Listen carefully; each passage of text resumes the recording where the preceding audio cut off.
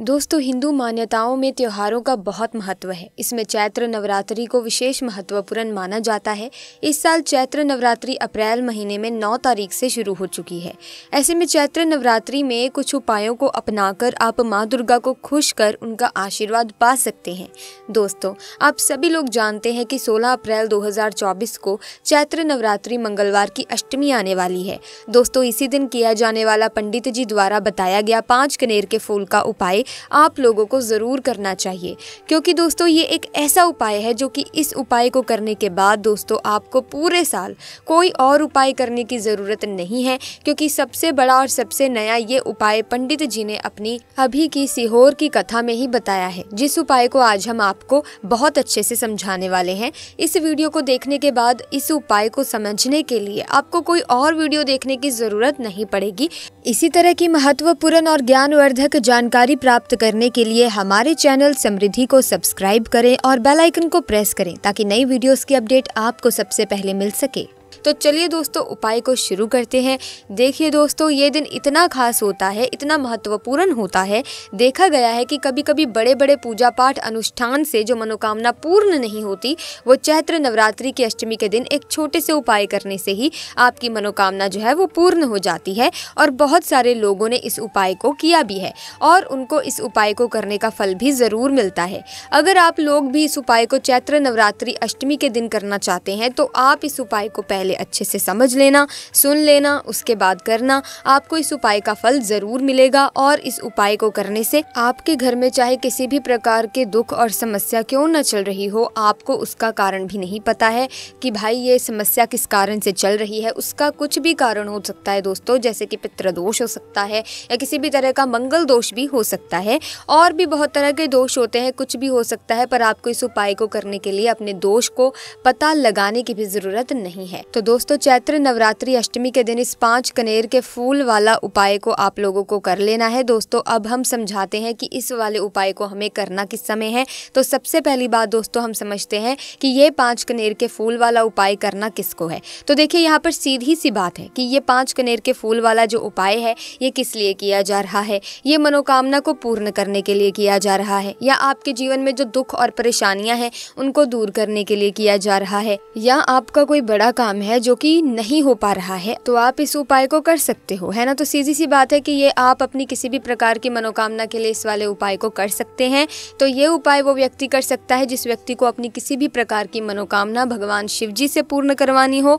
और अगर कोई भी माताएं बहनें जो हैं अपने घर की सुख संपत्ति और शांति के लिए, घर में धन समृद्धि को बढ़ाने के लिए ये वाला उपाय करना चाहती हैं, तो घर की जो बड़ी माताएं बहनें होंगी वो इस 5 कनेर के फूल वाले उपाय को विशेष रूप से करें, क्योंकि माताएं बहनें घर की लक्ष्मी होती हैं, और जब घर की लक्ष्मी कोई विशेष उपाय करती है तो उसका फल ही बहुत जल्दी मिल जाता है और बहुत बड़ा होकर मिलता है। अन्यथा इस उपाय को कोई भी व्यक्ति कर सकता है, चाहे वो बड़ा हो, चाहे वो छोटा हो, चाहे वो बच्चा हो।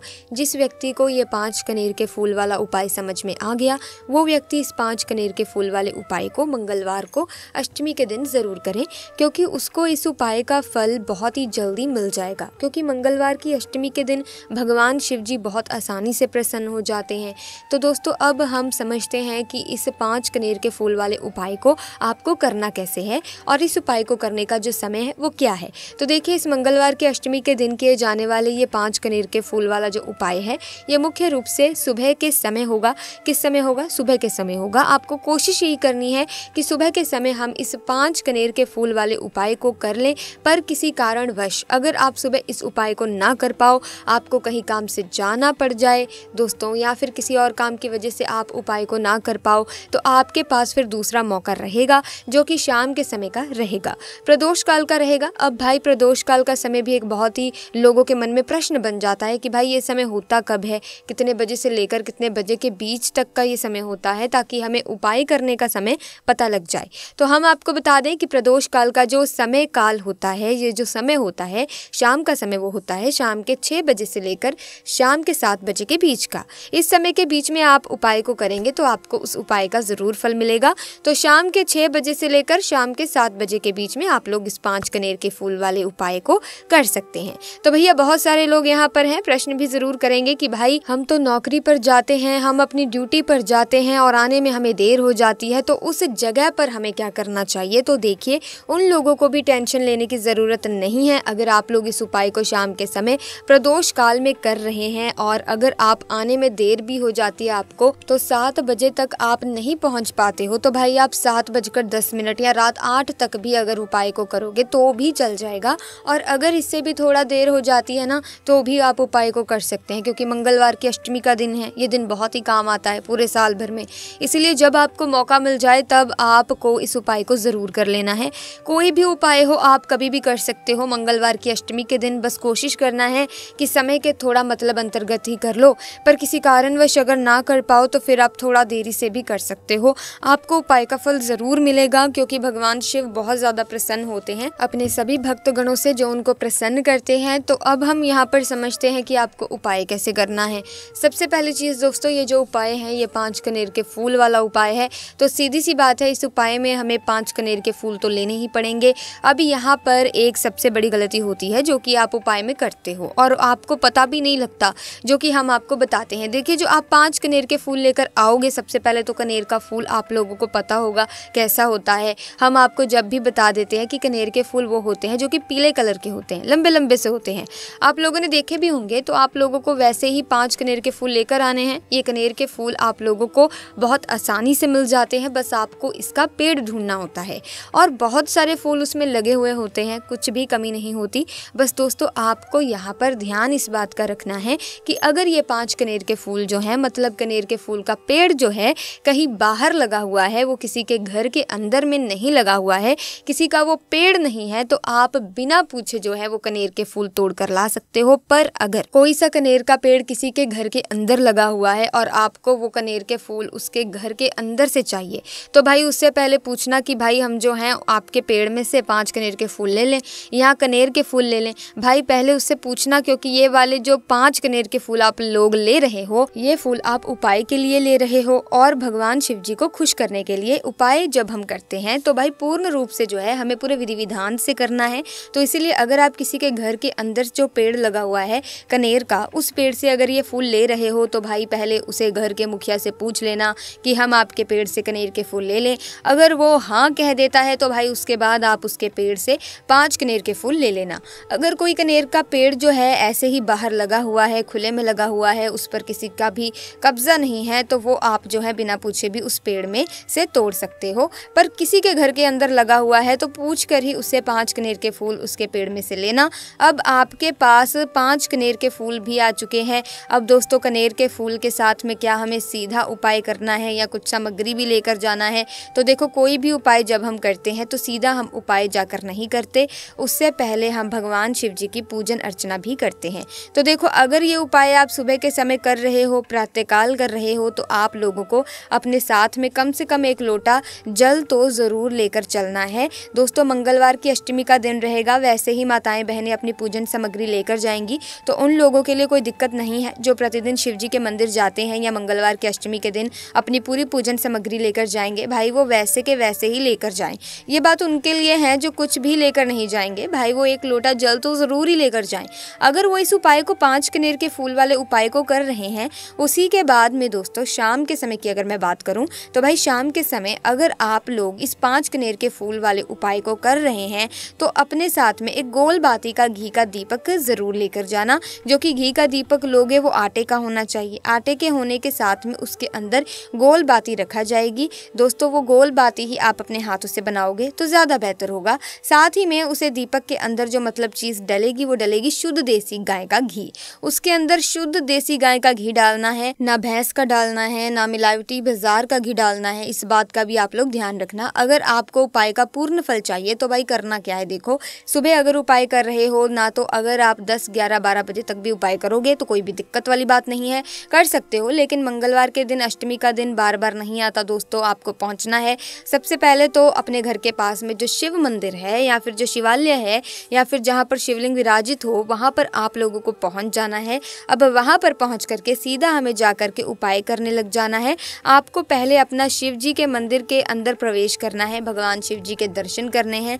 पहले आपको अपनी अपनी पूजा अर्चना करनी है, जैसे कि 1 लोटा जल जो लेकर गए हैं भाई वो 1 लोटा जल चढ़ा दें। इसके अलावा जो भी पूजन सामग्री है, आपके फूल, धतूरा, गुलाल, अबीर गुलाल, जो भी चीज़ है, चंदन वगैरह, उन सारी चीज़ों से आप पूजन अर्चना कर सकते हो। पर जो उपाय के 5 कनेर के फूल हैं वो आप अलग ही रखना, वो उपाय के समय ही हमें निकालने हैं। तो पहले आप अपनी पूजन अर्चना कर लेना, जैसे आप मंगलवार के दिन करते हो, मंगलवार के अष्टम के दिन कर सकते हो, वैसे आप अपनी पूजा अर्चना कर लेना है। इसी तरीके से शाम के समय जब आप अपने घर के पास में जो शिव मंदिर हो वहाँ पर पहुँच गए, तो पहुँचने के बाद आप पहले अपना वो घी का दीपक जलाना। अब घी का दीपक जलाने में भी इस बात का ध्यान रखना, इस घी के दीपक को आपको अपने घर से जलाकर नहीं लेके जाना है और मंदिर में जाकर ही जलाना है। और मंदिर में जाकर जलाओगे तो उसे अपनी माचिस से ही जलाना है। अपने घर से इस दीपक को जलाने के लिए अपनी माचिस लेकर आना। अगर आपने मंदिर में किसी और की माचिस ले ली इस दीपक को जलाने के लिए, अगर आप शाम के समय इस वाले उपाय को कर रहे हो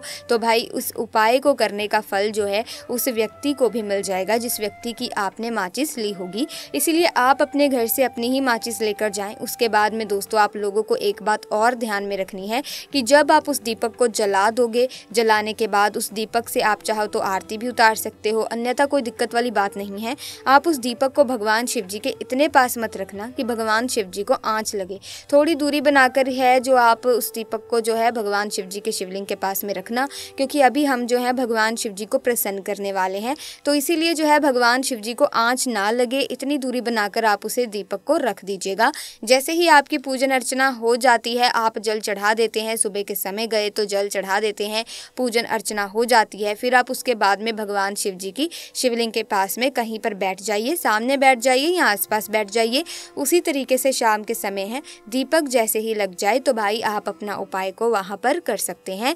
और उपाय को करने से पहले आप अपने वो 5 कनेर के फूल निकाल लीजिए, क्योंकि जब अब हम यहाँ पर उपाय को करने वाले हैं, उपाय को करने के लिए आप शिवलिंग के सामने भी बैठ सकते हैं, आसपास भी बैठ सकते हैं, कोई दिक्कत वाली बात नहीं है।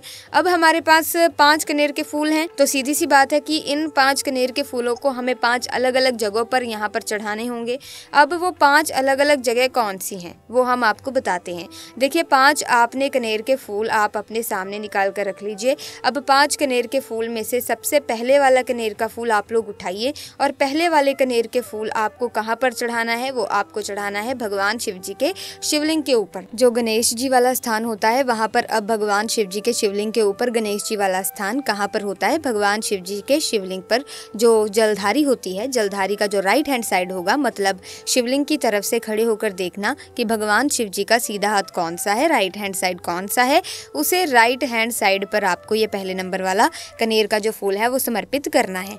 और जो फूल का खिला हुआ भाग होगा ना वो शिवलिंग की तरफ करके ही आप लोग समर्पित करना, जलाधारी के राइट हैंड साइड पर। अब दोस्तों निकाल लेना अपने दूसरे नंबर का कनेर का फूल, है ना। अब दूसरे नंबर के कनेर के फूल को आपको कहाँ पर समर्पित करना है, यहाँ आपको समर्पित करना है भगवान कार्तिकेय जी वाले स्थान पर। अब गणेश जी वाला स्थान राइट हैंड साइड पर होता है, तो कार्तिकेय जी वाला स्थान लेफ्ट हैंड साइड पर होता है। तो जलाधारी के ऊपर है, तो जलाधारी के ऊपर जो लेफ्ट हैंड साइड का जो हिस्सा है वहाँ पर कार्तिकेय जी का स्थान है। तो इस दूसरे नंबर के फूल को आप वहाँ मतलब वहाँ पर समर्पित कर देना और भगवान से प्रार्थना कर लेना, और फूल का खिला हुआ भाग शिवलिंग की तरफ ही होना चाहिए। अब बात आती है तीसरे कनेर के फूल की, तो तीसरे कनेर के फूल को भी आपको लेना है और इस तीसरे कनेर के फूल को आपको माता अशोक चंद्र जी वाले स्थान पर समर्पित करना है। अब ये माता अशोक चंद्र जी का स्थान कहाँ पर होता है दोस्तों, ये जो स्थान होता है ये जलधारी के बिल्कुल बीचों बीच में होता है। आपने पहला फूल भगवान गणेश जी वाले स्थान पर चढ़ाया, दूसरा फूल कार्तिक जी वाले स्थान पर चढ़ाना। अब ये तीसरा फूल जो है इन दोनों फूलों के बीचों बीच चढ़ेगा, मतलब जहाँ पर माता अशोक सुंदर जी का स्थान होता है, खिला हुआ भाग शिवलिंग की तरफ करके ही जो है इस तीसरे नंबर के फूल को आप समर्पित कर देना माता असद चंदी वाले स्थान पर। अब बात आती है चौथे नंबर के फूल की, तो दोस्तों जो चौथे नंबर का फूल होगा ये आप लोगों को कहाँ पर समर्पित करना है, ये आप लोगों को समर्पित करना है भगवान शिव जी की शिवलिंग के ऊपर, जो एक पात्र टंगा हुआ होता है जिससे बूंद बूंद करके जल टपकता है, जिसके अंदर शिव जी की 5 बेटियों का स्थान होता है। आप लोगों को करना क्या है कि ये चौथे नंबर के फूल को समर्पित करना है। अगर किसी कारणवश आपका वो पत्र जो है शिवलिंग के ऊपर जो पत्र टंगा होता है, पत्र टांगू होता है जिससे बूंद बूंद करके जल टपकता है, वो पत्र उपस्थित उपस्थित ना हो तो आपको क्या करना है कि शिव जी की 5 बेटियों का नाम लेकर जया, विषहर, शामिल, बारी, देव, दोतली का नाम लेकर जो है इस चौथे नंबर के फूल को आपको जलधारी के ऊपर ही कटी शिवलिंग का जो कटी भाग होता है, मतलब जलाधारी के ऊपर ही जो भाग होता है वहां पर समर्पित कर देना है इस चौथे नंबर के फूल को। उसके बाद में दोस्तों बात करते हैं आखिरी नंबर के 5वें नंबर के फूल की, जो कि आखिरी फूल है हमारा। इस 5वें नंबर के फूल को आपको क्या करना है, अगर आपके मतलब जिस मंदिर में आप गए हो वहां पर अगर त्रिशूल लगा हुआ है तो भाई त्रिशूल का एक मध्य भाग होगा जहां से वो त्रिशूल के तीनों भाग निकले हुए होंगे, तो आपको वो त्रिशूल का एक मध्य भाग लेना है, देख लेना है। उस मध्य भाग पर आपको इस 5वें नंबर के कनेर के फूल को छुआना है, स्पर्श कराना है और स्पर्श कराने के बाद इस 5वें नंबर के फूल को आपको क्या करना है, भगवान शिव जी की शिवलिंग के ऊपर समर्पित कर देना है। अब दोस्तों अगर वो मतलब जो है त्रिशूल ना भी हो आपके मंदिर में उपस्थित, तो आप सीधा सीधा ये जो 5वें नंबर का कनेर का फूल है या भगवान शिव जी की शिवलिंग के ऊपर समर्पित कर देना है। बस ध्यान इस बात का रखना है कि जो खिला हुआ भाग है फूलों का वो सामने की तरफ होना चाहिए, जलाधारी की तरफ होना चाहिए और डंडी का जो भाग है वो शिवलिंग के पीछे की तरफ होना चाहिए।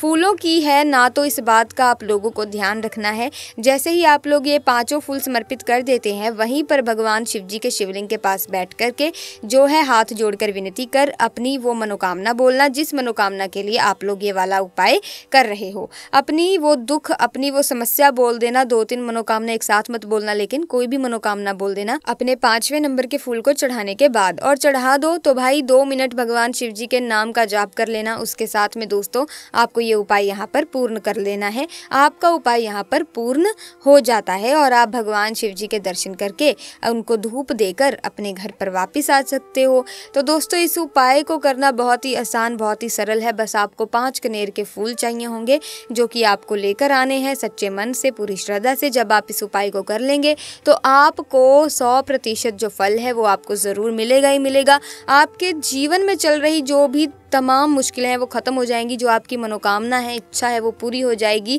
अगर आपके घर में इसके अलावा भी दोस्तों इसके बहुत सारे फ़ायदे हैं इस उपाय के, अगर आप अष्टमी के दिन करते हैं तो आपके घर में जो दरिद्रता है, जो माता लक्ष्मी आपसे घर से रूठ कर चली गई है, कलह कलेश बना रहता है, नकारात्मक ऊर्जा बनी रहती है, सो प्यारे दोस्तों वो नकारात्मकता, वो गरीबी, वो दरिद्रता, वो सब कुछ कलह कलेश आपके घर से निकल जाएगा अगर आप इस उपाय को श्रद्धा भाव से कर लेते हैं और यकीन के साथ करते हैं। दोस्तों कोई भी काम करते हैं उस पर अगर आपको यकीन है कि ये संपूर्ण हो जाएगा, मुझे फल मिलेगा, तो ही आपको फल मिलेगा। अगर आपके मन में विश्वास नहीं है इस उपाय के प्रति तो आप इस उपाय को चाहे जैसे मर्जी कर लें, आपको फल नहीं मिलेगा। आपको इस उपाय पर विश्वास करना होगा, अपना यकीन बनाना होगा, महादेव पर भरोसा रखना होगा, माता रानी पर भरोसा रखना होगा, तभी आपको इसका संपूर्ण फल मिलेगा। फल मिलेगा आपको, आप बस यकीन बनाए रखना। सो इसी के साथ आपको इस उपाय को बहुत ही श्रद्धा भाव से करना है और जिस तरीके से हमने ये उपाय बताया है बिल्कुल वैसे ही करना है। तो दोस्तों आज की वीडियो में बस इतना ही। मुझे उम्मीद है कि वीडियो आपको अच्छी लगी होगी। अगर हाँ तो वीडियो को लाइक करें, शेयर करें, चैनल को सब्सक्राइब करके बेल आइकन को प्रेस कीजिए ताकि आने वाली नई वीडियोस की अपडेट आपको मिलती रहे। आपका बहुत बहुत धन्यवाद।